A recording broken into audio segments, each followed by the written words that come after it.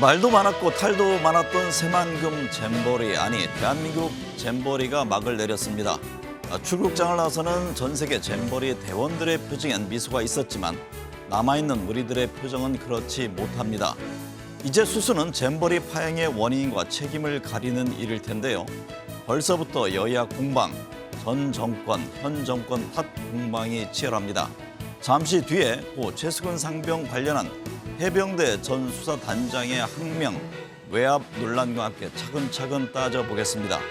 먼저 집중분석 코너에서는 만화가 이현세 씨 만나봅니다.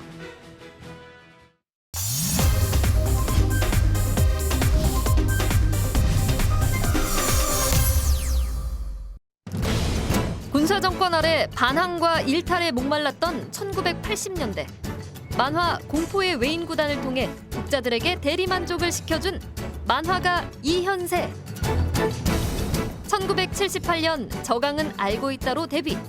1983년 공포의 외인 구단 발표. 한국 만화가 협회장 역임. 현 세종대학교 만화 애니메이션학과 교수.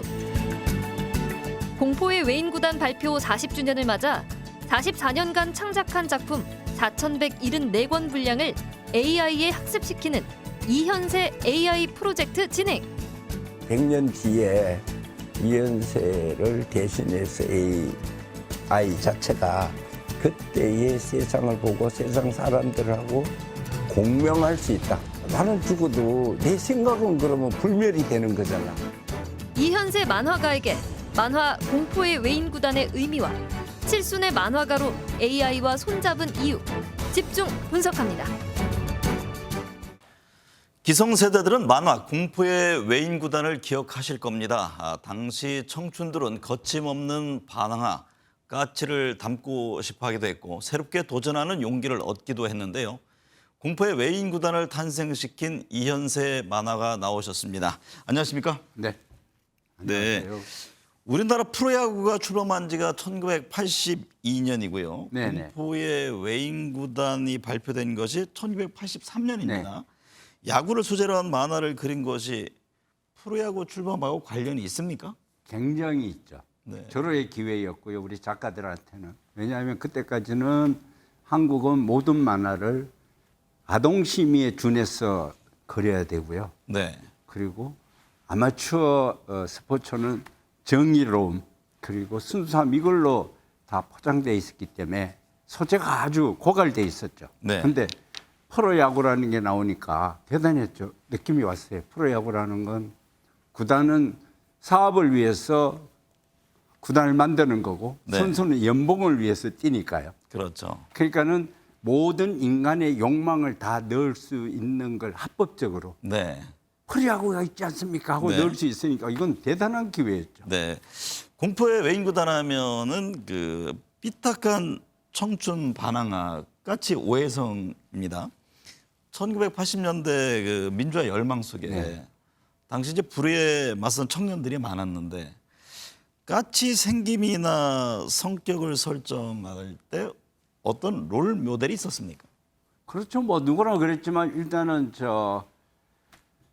걸림돌 투성이인 제 젊음이 일단은 모델이 됐고요. 아, 우리 연세 불만 작가님. 투성이었었거든요. 모든 것이 다 막혀 있으니까. 그리고 충효예라는 이 전통적 가치관의 모든 젊은이들이 숨쉬기도 어려웠을 때 네.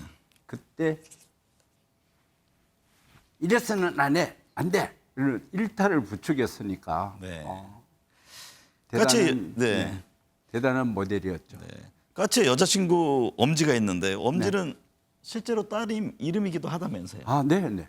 처음 엄지라는 이름을 지었을 때는 최고라는 의미가 아니라 네. 그러니까 엄지. 작지만 네. 엄지공주 있잖아요. 작지만 모든 세상의 어떤 어려움을 극복하고 몸을 내서 성공하는 그런 가녀린 여성이지만 현대 사회와 싸워서 이겨나가는 그런 모델로 잡았는데 딸에게도 그 이름을 줬죠. 네. 작지만 네. 꿋꿋하게 성장해 달라는 따님이 그런 지금 의미로요. 어떻게 그렇게 꿋꿋하게 잘 네, 성장하고 지금 있습니까? 벌써 40이 됐고요. 예. 결혼했고요.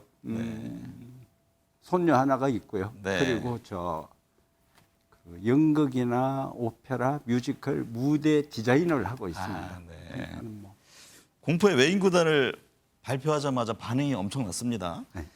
개인적으로도 뭐 공포의 외인구단으로 이연세라는 이름을 알리게 됐는데 당시 독자들이 왜 공포의 외인구단에 열광했다고 보는지요?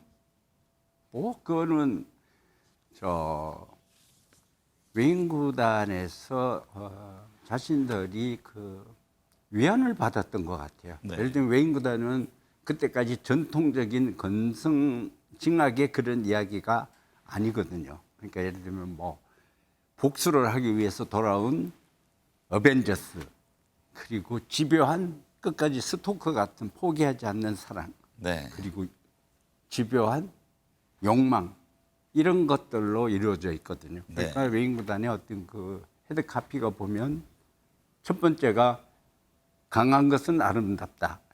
이거는 굉장한 그 당시에 그 자기 자존감하고 연관이 돼 있는, 네.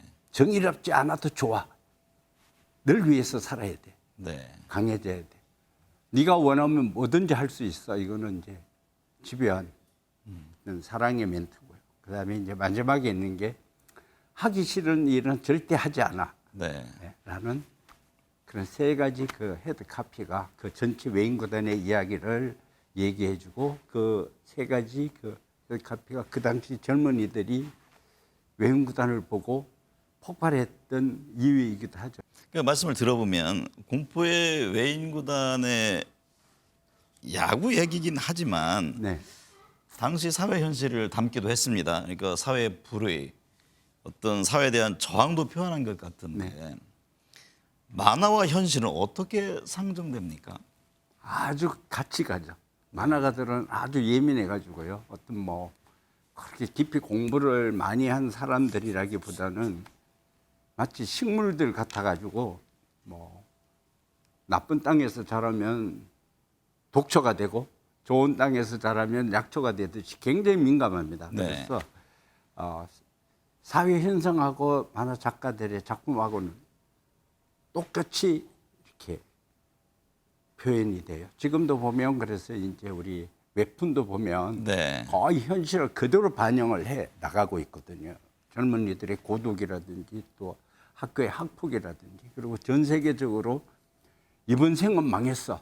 하지만 다음 생에서는 라는 걸 기대하는 그런 로맨스 판타지 같은 것들이 엄청 유행하거든요. 네. 전 세계적으로 젊은이들이 다 그 컨텐츠를 좋아하는 거예요. 그러니까 네.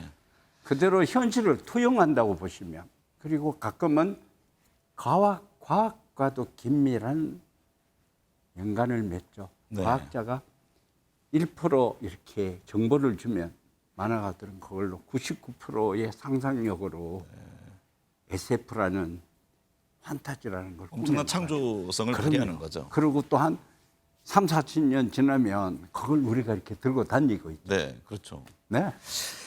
공포의 외인구단이 원래 4권을 목표로 했다가 네. 반응이 너무 좋아서 30권으로 완결했는데요.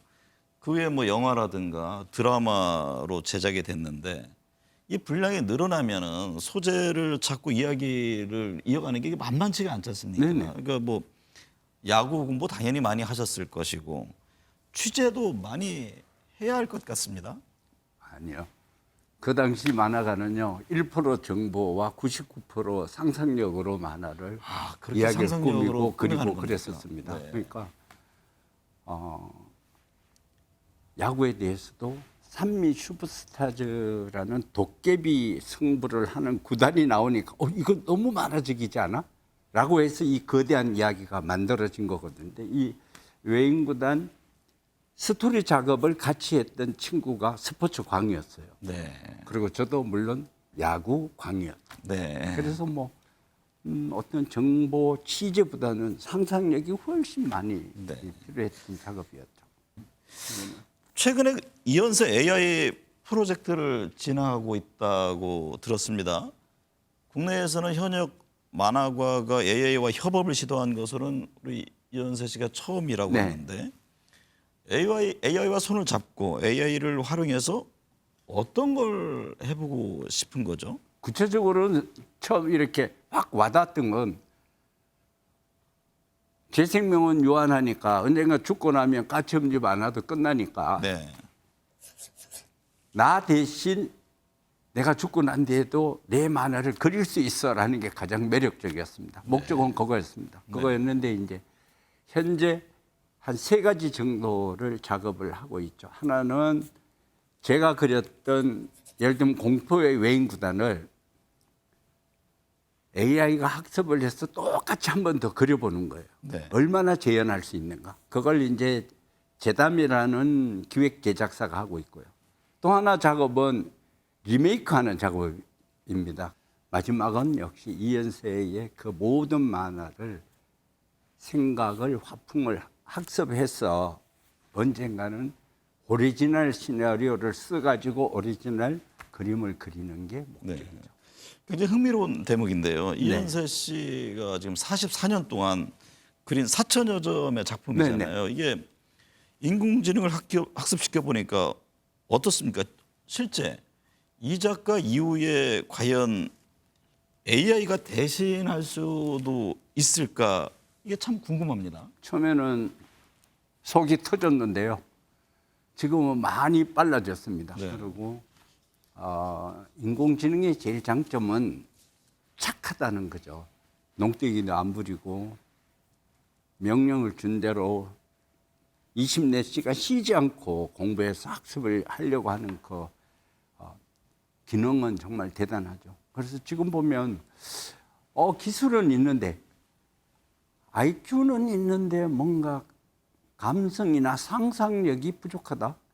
이제 그 부분을 제가 채워줘야 되는데 네. 이런 거예요.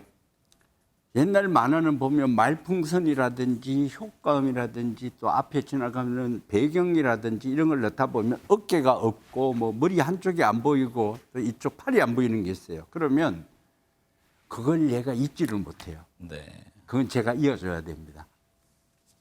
네, 그런 작업만 다 하고 나면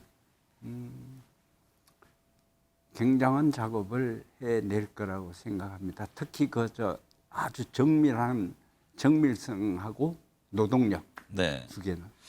AI 인공지능의 학습 능력이 그렇게 뛰어나다면은 인공지능이 만화가의 자리를 빼앗을 수도 있는 건지.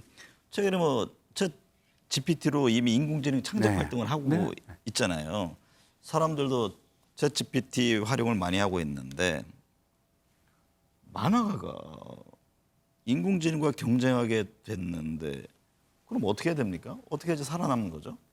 네. 그래서 뭐 어떤 다른 여러 가지 이런 잡다한 그런 정보들 또 이야기 콘텐츠보다는 옛날부터 내려온 정통 문학을 공부해서 그 횡간과 횡간 사이에 작가가 주고자 하는 어떤 의미 이런 깊은 사고를 가지고 접근을 했을 때 인공지능으로부터 살아남을 수 있지 않을까 저는 네. 그렇게 생각하고 있습니다. 학교에서도 학생들한테 그렇게 얘기를 하고 있고요. 네. 우리나라 만화 콘텐츠의 위상은 어느 정도입니까? 과거에는 만화 강국하면 일본을 네네. 떠올렸잖아요. 네.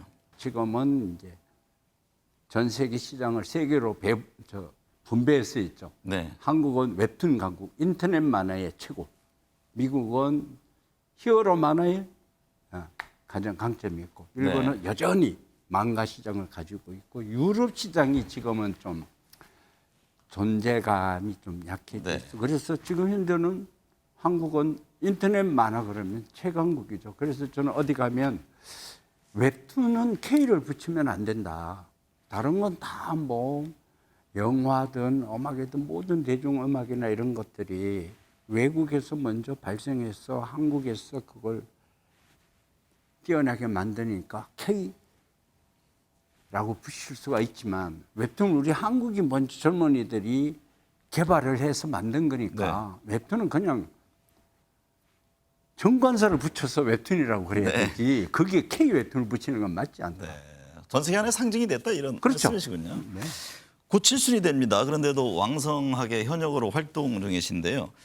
이 만화계라는 게 보통의 정신력, 체력으로 버티기가 네. 힘들잖아요. 네. 이현세 씨만의 특별한 비결 같은 게 있습니까?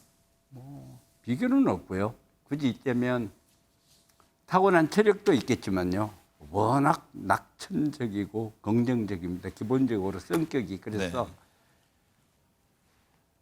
어떤 그 근거가 없는데도 무조건 난 잘 될 거야. 이 일은 잘 될 거다라는 아주 그 낙천적 성격을 가지고 있고, 그리고 일하는 것 자체, 그 자체가 처음에도 말씀드린 것처럼 밥을 먹는 것처럼 너무 즐거운 일이니까 네. 즐거운 일은 해도 해도 지치지 않는 것 같습니다. 네. 올해 인공지능으로 제작된 작품도 나오고 영화, 애니메이션 제작 여러 계획들이 있는데요. 이연세하면 어떤 만화가로 남고 싶으십니까? 이 세상에서 가장 많은 이야기를 한 작가. 네. 저는 뭐 처음부터 지금까지 계속 그렇습니다. 그러니까 이야기를 만드는 힘의 원동력에는 그 욕심이 있는 것 같아요. 모든 이야기를 다 하고 싶다. 그리고 한국에서 제일 많은 이야기를 한 작가로 남고 싶다. 대신에 오게티나 이런 건 엄청 많겠죠. 매번 새로운 이야기에 도전하니까. 그래서 그런 만화가로 남으면 최고다. 그러고 나머지는 뒤에 사람들이 뭐 어떻게든 저를 정리해 주겠죠. 네. 저는 정리하지 않고 그냥 갈 생각입니다. 네. 도전과 생각을 멈추지 않고 새로운 시도를 이어나가고 있는 만화가 이연세 씨를 보면서 창작, 창조의 원천인 만화가의 역할이란 이런 것이구나 생각해 봅니다. 이런 창작자의 정신이 K만화, K웹툰의 성장을 이어가는 원동력이 아닌가 싶습니다. 오늘 말씀 감사합니다. 고맙습니다.